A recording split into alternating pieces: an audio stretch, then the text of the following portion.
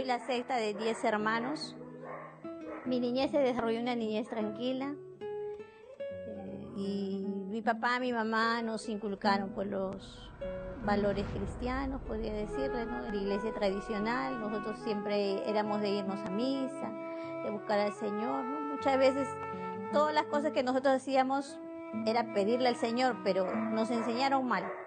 Nos enseñaron mal porque nosotros no íbamos frente a un cuadro y una imagen y nosotros decíamos, ay, el Señor ayúdame, y le pedíamos así en cualquier situación. Porque eso fue lo que a nosotros nos transmitieron desde muy niña. Y en mi juventud también tranquila, me iba a fiestas, pero en mí había un vacío en mi corazón. Yo decía, la vida no puede ser una monotonía, no puede ser. Y a pesar de que yo estudié cursos técnicos, pero no, yo me sentía vacía. Entonces yo decía, algo debe de haber para encontrar sentido a la vida, ¿no? Entonces muchas veces me encerraba en mi cuarto y yo decía, a veces lloraba por lo mismo que decía, ay, todo es una rutina, y ya estaba cansada, era trabajar, era estar en mi casa y así. Pero ya a raíz, nosotros éramos con mis hermanas bien unidas, y una de mis hermanas, un niño, a los 3 años se cae de la escalera, de unas 3 gradas, y en eso ya empieza a sufrir del corazón. Y mi hermana lo llevó a muchos médicos, a diferentes médicos, estuvo como 4 años andando en médicos, en junta de médicos, y no le encontraban nada. Y hasta que un día una familia de ella le dice, ¿por qué no te vas a Cachincha? Y unos brujos no le habrán hecho daño, le dicen. Entonces mi hermana ahí con un poco de temor, y justo los días viernes, los martes y los viernes son los que hacen esas mesadas. Entonces mi hermana me dice, vamos, pues acompáñame. Entonces yo me fui así por acompañarle a ella, y nos fuimos esa noche. De aquí viajamos como para llegar allá directo a la mesada, porque eso empezaba a las 12 de la noche.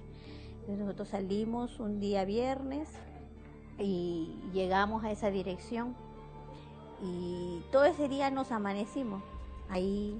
En ese tiempo, yo le estoy hablando más de 14 años, pagar 50 soles por una sesión, ese era 50 soles. Entonces todos ahí nos amanecíamos ahí. Ahí es donde yo recién empiezo a ver eso, ¿no? De la brujería, y así poco a poco todo fue a raíz de la enfermedad. Con mi hermana yo habré ido varias veces a ese lugar. El brujo, bueno, primero decía, no, hay que verlo, hay que tratarlo, y le daba unas hierbas, y le daba así, le dije, tú tienes que venir tal día, y así. Y mi hermana ha estado más de un año yendo ahí, incluso ella se quedó un tiempo en Chincha, y nosotros viajábamos así siempre a verla, pues porque ella iba, venía, y nosotros preocupada porque a mi sobrino le daba una taquicardia de un momento a otro, y eso no lo paraba. Y eso es lo que a nosotros nos preocupaba, ¿no? Y ya a raíz de eso, ya pues como el brujo no hacía nada, a las finales el brujo, después de más de un año que creo que le había sacado dinero a mi hermana, ahora yo lo entiendo así, le dice, pero a tu hijito, ¿quién le va a hacer daño? Si él es chiquito, le dice así. Después de más de un año de ir a esas sesiones y estar ahí. Y entonces mi hermana dice, bueno, no, entonces, ¿qué voy a hacer? Y entonces nos encontramos con un tío, un familiar, y nos dice, ¿sabe qué? Hay un lugar donde ahí sí, yo he visto que han sanado personas. Entonces nosotros nos vamos ahí, y era una hermandad. Ahí todos se trataban de hermanos, y era se realizaban fiestas patronales. Y todo empezó así, nos fuimos envolviendo sin querer, sin saber lo que había detrás de todo eso. Entonces nosotros empezamos a ir, y nos decían, no, ahí hay que preparar todo tipo de comida, nos decían. Y nosotros bueno, ahora yo entiendo que eso era presentarse a los demonios. ¿Por qué? Porque por la palabra no dice, quien rinde culto a las imágenes rinde culto a los demonios. Nosotros llevamos comida a las imágenes, los presentábamos. No, este es para el Señor, por decir, el Señor San Cristóbal, decía que era patrón de Lima. Entonces, está pidiendo que le preparen una comida, y nosotros teníamos que buscar dulces importados, licores importados de lo mejor, y todo tipo de comida presentaba. Lomo, bistec, todo, un plato de cada cosa. Y en una mesa se presentaba y se le presentaba como una ofrenda. Ella participaba en una fiesta costumbrista, ¿no? Aquí en Huancayo, ella trabajaba todo un año, se juntaba su plata para irlo a gastar en una semana. Prácticamente en una semana gastaba su plata ella ahí, porque invertía en vestimenta, invertía en comida, invertía o sea, incluso para licor. O sea, era una promesa que ellos hacían año tras año y cada año querían que sea mejor.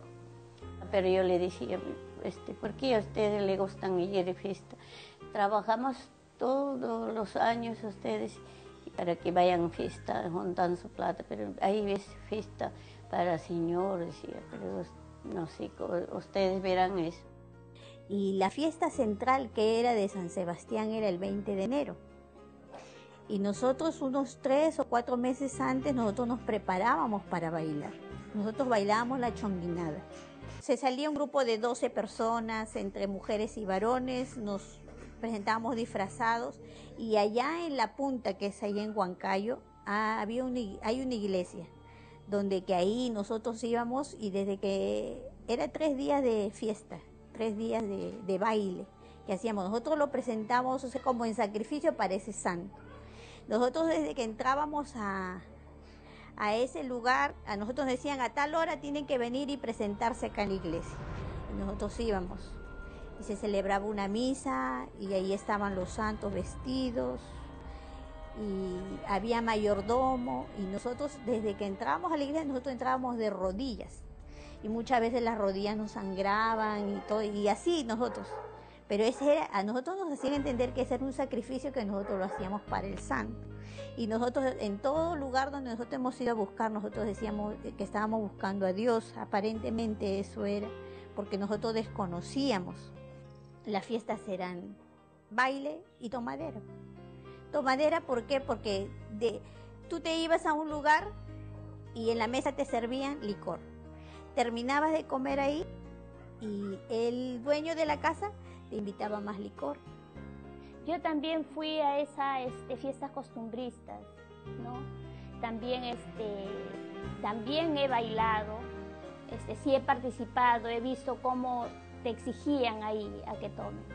Y ellos decían hasta la última consecuencia, y siempre terminaban hasta la última consecuencia, ¿no?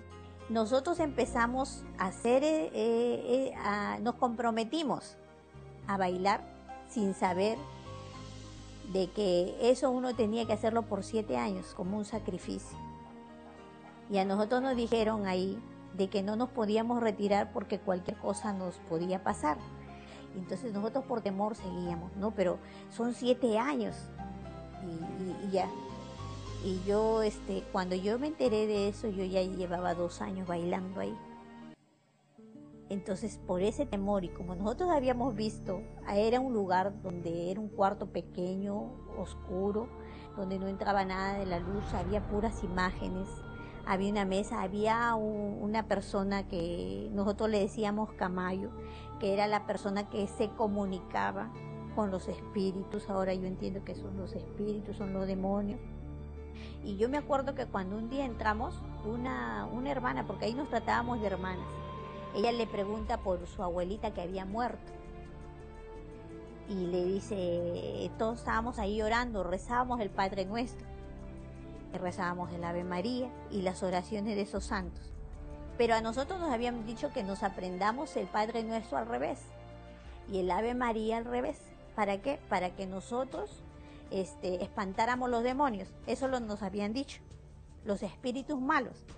Entonces nosotros, y era que ahí teníamos el Padre Nuestro y lo habíamos escrito al revés y nos aprendíamos eso para supuestamente los demonios no nos molesten, porque eso nos habían hecho creer. Entonces nosotros entramos y yo me acuerdo esa vez que esa hermana le dice, yo quiero saber dónde está mi abuelita, quiero conversar con mi abuelita. cuando estábamos ahí, en eso se presenta, escuchamos un sonido así seco. Y como estábamos en ese cuarto oscuro todo, y una voz diferente empezaba a hablar y decía, yo soy el señor tal, ¿para qué me han llamado? Decía así. Y entonces ella dice, sí, señor tal, le decía, yo quiero preguntarte sobre mi abuelita, que quiero saber dónde está, cómo está. Entonces le decía a la hermana. Entonces le dice, ay, hijita, tu abuelita está bien, está tranquila, está en un lugar tranquilo. Le decía, sí, el lugar donde ella está es un lugar hermoso, le decía así. Ah, ya, yo quería saber eso porque yo estaba preocupada por mi abuelita, su abuelita ya había muerto ya. Y para ese tiempo ya una de mis hermanas se había convertido. Y ella me hablaba de la palabra del Señor. Y yo le decía, siempre discutíamos, o sea, le decíamos, no, y tú con tu religión, yo con la mía. Yo le decía así. Y ella me hablaba, pero mira lo que dice la palabra, léete Éxodo 20. Yo lo leía, pero era como que, no, lo que pasa es que tú me quieres meter a tu religión, le decía así. Y un día así, tanto que ella me hablaba, yo le dije, ¿sabes qué? A tu religión yo nunca, le dije así. Y así, ella siempre me hablaba de la palabra. Y en ese transcurso, mi papá le detectan una enfermedad grave. A mi papá le detectan cáncer al colon. Y a raíz de eso fue que yo fui oyendo la palabra. Mi hermana, ella ayunaba, oraba, le pedía a Dios por mi papá. Y yo me iba ahí donde el santo y le decía, mi papá tiene esta enfermedad, ¿qué cosa le podemos dar? Mire que está así. Y a nosotros nos decían, no tienes que ponerle su imagen ahí debajo de esta imagen de estos santos, ahí debajo de su almohada. Tienes que tener la Biblia, ponle ahí en su cabecera, nos decía. Y tienes que hacerle rezar en las noches estas oraciones de los santos. Y mi hermana, ella le hacía leer la palabra de Dios a mi papá, y mi papá en ese tiempo no, como que un poco la rechazaba a mi hermana y más escuchaba lo que nosotros le decíamos. Era como una lucha.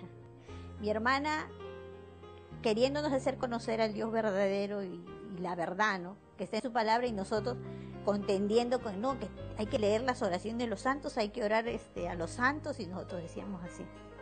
Porque nosotros todavía creíamos en eso. Y era una lucha que teníamos ahí. Y entonces yo me acuerdo una vez ya tanto, yo decía, pero lo que más temía era la muerte. Yo decía, si mi papá se muere, ¿qué va a hacer? Y nosotros llorábamos, sufríamos, porque en ese tiempo era yo la que lo llevaba a mi papá al hospital. Y la noticia terrible a la que le dan era a mí. Y entonces ya yo empiezo ahí recién a escuchar la palabra, ya un poco que dudar. Y entonces yo me acuerdo una vez que yo entro a consultar a ese lugar y le digo, la iglesia donde ella asiste, yo le pregunté en una de esas consultas, ¿no? Me dice, yo soy el señor San Cristóbal, me dice, ¿para qué me has llamado hija? Me decía así. Entonces yo le digo, pero mire, yo tengo estas dudas porque mi hermana viene, me habla así. Todo lo que me decía mi hermana de la palabra, yo le decía. Y me habla así, y ya ¿y qué voy a hacer? ¿La iglesia donde ella asiste será la verdadera? Le digo yo así. Y entonces él no me dice nada, no me contesta nada. Entonces yo me quedo pues así preocupada. Entonces yo dije, pues, entonces, ¿qué será? Y mi hermana me decía, no, pero ahí donde tú estás yendo son demonios, lo que tú estás adorando son demonios, mira lo que dice la palabra. Quien rinde culto a las imágenes rinde culto a los demonios. Entonces yo me salí, de ahí yo me salí con dudas, interrogantes, y yo dije, pero ¿por qué no me ha dicho? O sea, yo decía dentro de mí, pero ¿por qué no me ha contestado? Si es la iglesia verdadera, si no es, me hubiese dicho. Yo decía, esa era mi inquietud. Entonces, mi papito cae mal y yo ya estaba en eso. Ya más asequible yo a la palabra, ya empecé a escuchar la palabra.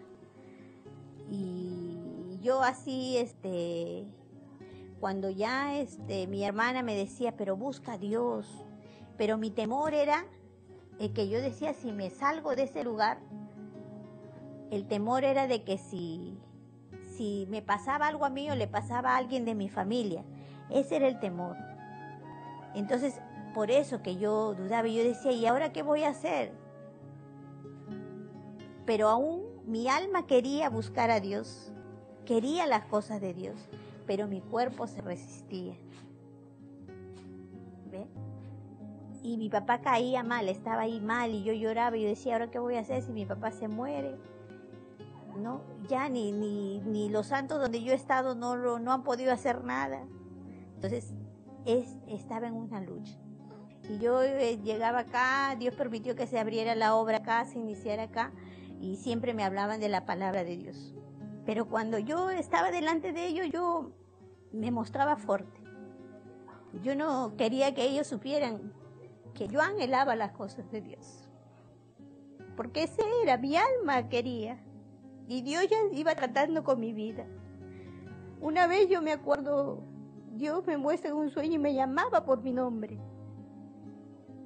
Y yo decía, le contaba a mis hermanas me decían, pero mira, ve, el Señor te está llamando, acércate al Señor. Y yo decía, no, yo no me quería acercar a eso. Al comienzo no quería escuchar la palabra, no quería, ella se cerraba. Y acá se hacía el culto. Y acá ya se hacía culto, se reunía la gente, los hermanos y hacían culto.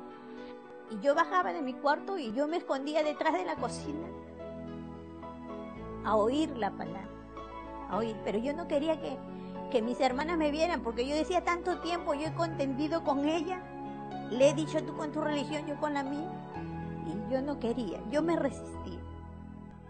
Hasta que un día escucho la palabra del Señor y ahí dice, el que me niega delante de los hombres, yo le negaré delante de mi Padre. Fue una palabra que atravesó mi corazón. Incluso ahí decía, ¿no?, de que no temiera, me hablaba del temor, no temer a aquel que pueda matar nuestro cuerpo, sino aquel que puede echar nuestra alma y nuestro cuerpo al infierno. Entonces eso fue que dije, entonces si yo sigo así, ¿a dónde voy a ir? Yo había asistido varias veces a la iglesia el 28 de julio antes de tomar mi decisión firme. Y cada vez que yo iba y le escuchaba al pastor Rodolfo cuando hablaba, yo lloraba y yo no sabía por qué lloraba. Desde que yo llegaba, escuchaba las alabanzas y lloraba y yo decía, ¿pero por qué esto? Y yo no sabía que Dios estaba tratando conmigo, pero era yo quien me resistía. Yo siempre decía, ¿pero qué van a decir ahora? ¿Y qué van a decir mis amistades? Y siempre pensaba en el que dirán. Y yo me decidí, dije, si tengo que morirme, si me tenga que pasar, que sea con el Señor. Es ahí cuando yo dejé todo. Ese día yo terminé con todo. Nunca más volví a regresar a ese lugar donde yo asistía. Nunca más yo dejé, si me tenga que pasar, que sea con el Señor. Y ahí entendí, ya todo lo dejamos en las manos de Dios, a mi papá. Ahí recién empecé a leer la Biblia. Ahí recién estuve muchos años en mi idolatría, en la hechicería, ignorando la palabra de Dios, ignorando que había un Dios que me amaba, que había un Dios que es real, un Dios que verdaderamente cambia al hombre. Dios me dio paz, me dio gozo. Desde ese día yo vi la vida diferente. Dios hizo un cambio en mi vida. Yo tenía resentimiento, tenía muchas cosas guardadas en mi corazón. Dios quitó ese vacío que yo llevaba en mi vida, que lo buscaba en muchas cosas. El día que yo me convertí, se convirtió mi papá, mi mamá. Nos decidimos, entregamos nuestra vida a Cristo. Ahora ella pues es diferente. ¿Diferente en qué sentido, no? Ahora habla, o sea, las cosas de Dios. Nunca más fue a estas fiestas costumbristas, ni visitó a los brujos. Y acá también yo he visto el cambio en el hogar de mi mamá, de mis padres. He visto el cambio porque ya esa vida que llevaban antes, o sea, aquí mis hermanos, la vida que llevaban tomando, se amanecían, venían a veces borrachos, ya no se ve. Mi papito nunca supo que tuvo cáncer. porque a mí el médico me había dicho 3 meses de vida a tu padre. Y ese día nosotros oramos y le pedimos a Dios que sea Él quien interviniera. Y mi papito salió bien de la operación. Mi papá, el Señor, lo sanó del cáncer. Ahora yo puedo decir que Dios verdaderamente me hizo feliz, que buscando a Dios aparentemente me fui a lugares donde nunca debí estar. Pero Dios me dio el gozo, me dio la felicidad. Si tienes fe, grandes montañas tú moverás. Si fuera tu fe como un grano de mostaza, el enemigo a tus pies vendrá a caer. Si tienes fe,